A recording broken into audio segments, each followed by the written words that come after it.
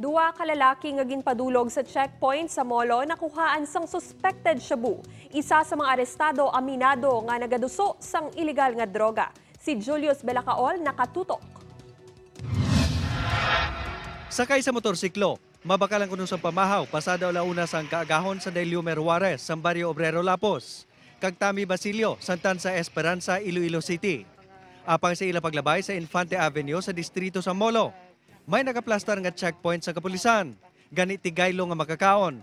Karsel ang gintupan sang duha matapos makuhaan sang illegal nga droga. Sa una, nakita niyang signage kag may mga pulis na nabulaga sila daw parang mag-U-turn tani. Kaso lang, na-plug down na sila sa aton nga sang atong front nga security. Duha ka sa sa suspected shabu ang nakuha kay Liomer, nga driver sa motorsiklo.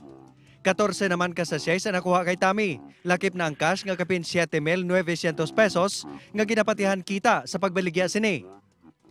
Ang items nga na-recover sa duha, nagabalor naman sang 16,000 pesos.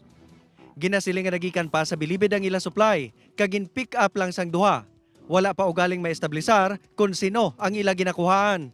Ano na kamo kadugay nga nagabaligya? Oh. Din pa kamo sinigakuha? Sa? Sa den? Ano nga barangay? Basta dire lang sa Lapits Baybay? Oo.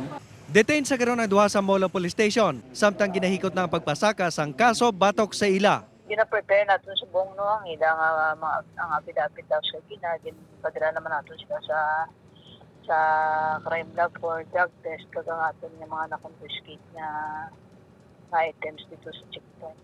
Upod kay Hans Desierto, Julius Belacaol, 1 Western Visayas.